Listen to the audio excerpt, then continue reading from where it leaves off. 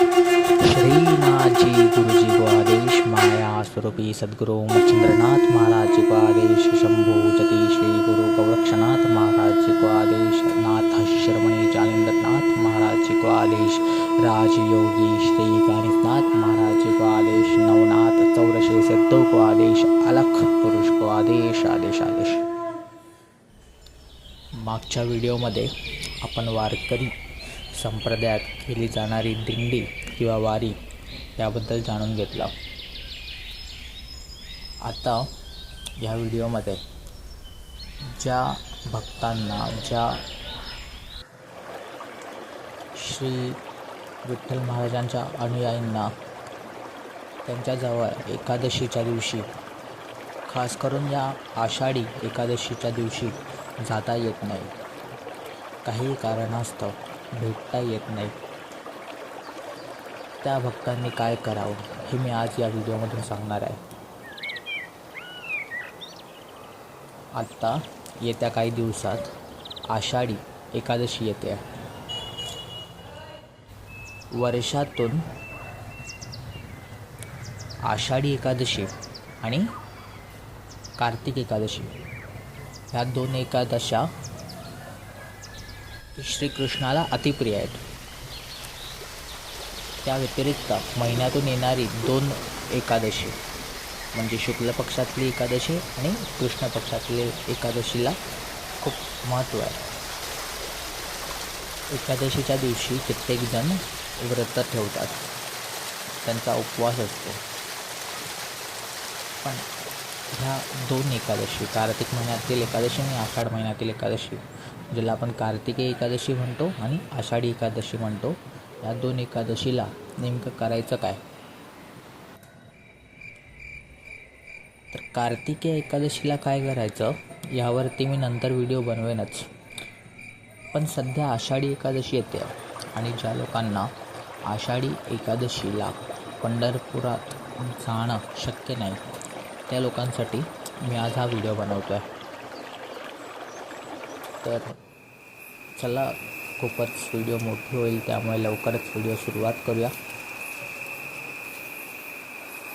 तर ज्यांना पंढरपुरात जाता येत नाही त्यांनी स्वतःच्या घराजवळचं कोणतंही मंदिर गाठायचं। सर्वप्रथम सकाळी उठल्या त्यांना हे करायचं, आंघोळ करून सुशोभित होऊन त्यांनी अगोदर कोणताही घराजवळचं राधाकृष्ण किंवा विठ्ठल रुक्मिणी कोणतंही मंदिर गाठायचं। त्यानंतर श्रीहरी विठ्ठल, श्री रुक्मिणी माता यांचं पूजन करून व दर्शन घेऊनच दिवसाची सुरुवात करायची। तर ह्या दिवशी आपल्याला करायचं काय आहे? तर आपल्याला प्रयत्न करायचा आहे की हा जो आपला उपवास आहे, ह्या दिवसाचा जो उपवास आहे, हा निर्जयी उपवास ठेवता यावा। अर्थात त्यात कोणताही आहार होणार नाही, म्हणजे जसे की साध्या एकादशीच्या उपवासाला किंवा कोणत्याही उपवासाला आपण फलाहार करतो, खिचडी खातो किंवा आपण काही करतो, तर तसं नाही करता येणार। ह्या उपवासाला काहीही खायचं नाही। दुसरा म्हणजे कडक उपवास जो असतो, निर्जयी उपवास ज्याला आपण बोलतो, त्या उपवासामध्ये तर चक्क पाणी देखील पिणं नाही आहे। तर असा तुम्ही उपवास करू शकता। ज्या लोकांना अगदीच उपवासाची सवय नाही आहे, ज्या लोकांना काहीच करता नाही पण आता नवीन एकादशीचे व्रत सुरू केले आहेत त्यांनी फलाहार केला तर हरकत नाही, पण तो फलाहार पण एका वेळेचाच आहार असेल। म्हणजे असं नाही की तुम्ही आता एक फळ खातायत, परत 2 तासांनी दुसरं फळ खातात, परत 2 तासांनी तिसरं फळ खातात, असं नाही।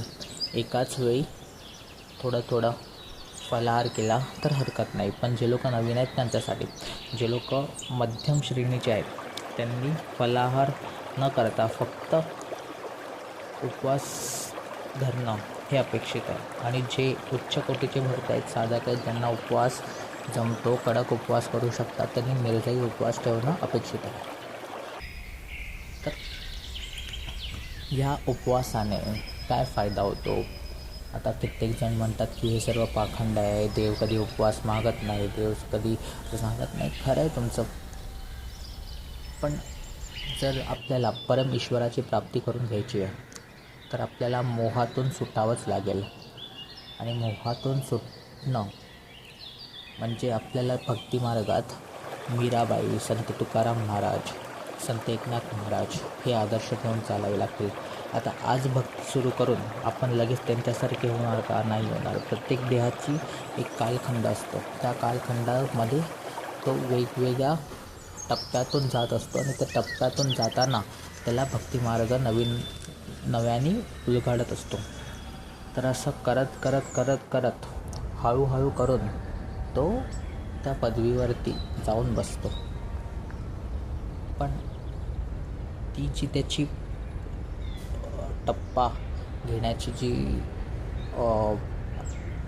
चाल आहे, किंवा आपण बोलू शकतो की तो जो त्याचा भक्तिमार्गातला प्रवास आहे तो हळूहळू साध्य होतो. कारण की हा कलियुगात भक्तिमार्ग हा कधीच पूर्णपणे साध्य केला जात नाही.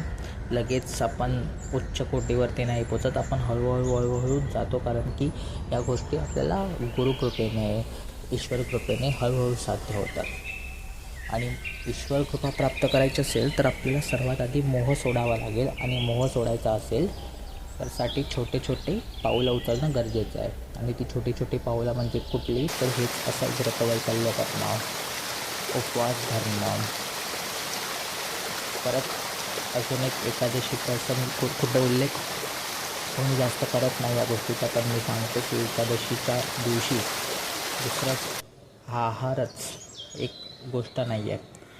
पण दुसरी गोष्ट म्हणजे ह्या एकादशीच्या उपवासाच्या दिवशी आपण मौन राहणं गरजेचं आहे. जास्त बोलायचं नाही कोणासोबत, जास्त थट्टामस्करी नाही, गंभीर राहणं गरजेचं आहे. हा झाला दुसरा विषय. त्यानंतर तिसरा विषय असा येतो की ह्या व्रताच्या दिवशी, पूर्ण दिवशी विठ्ठलाचं भजन करावं, विठ्ठलाचं नामस्मरण करावं, विठ्ठलाचं स्मरण करून इतरांकडूनही कीर्तन करून घ्यावं. हा तिसरा विषय झाला. चौथा विषय किंवा नियम म्हणू शकता, चौथा नियम असा झाला की ह्या दिवशी आपल्याला कोणताच प्रकारचा शृंगार करायचा नाही आहे, स्त्रियांनी किंवा पुरुषांनी देखील. आता पुरुष कोणता शृंगार करतात तर त्यांच्या कपाळावरती जो गंध असतो त्या व्यतिरिक्त दुसरा शृंगार कोणता? तर केस विंचरणं. तर दुसरा शृंगार झाला गळ्यात कोणतं ना कोणतं तरी आभूषण घालणं, म्हणजे सोनं, चांदी किंवा कुठलाही गोष्ट असेल.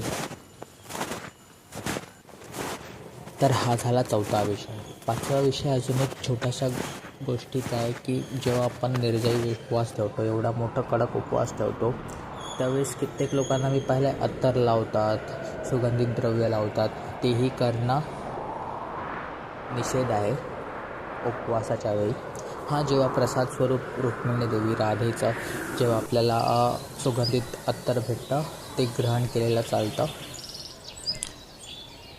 पण आपण स्वतःच्या अंगाला कोणताही प्रकारचा शृंगार नाही करायचा. जेवढं साधं राहता येईल तेवढं साधं राहावं या व्रतात. आता कित्येक जण मला हाही प्रश्न विचारतात की जेव्हा उपवास धरलेला असतो तेव्हा मग जेव्हा बाहेरून मग कोणीतरी प्रसाद आणतं मग तो ग्रहण करायचा का? मग त्याचं उत्तर असं आहे की हो, ग्रहण करायचा. थोडासा प्रसाद रूप म्हणजे नावापुरतं घ्यायचं आणि जिभेवरती ठेवायचा.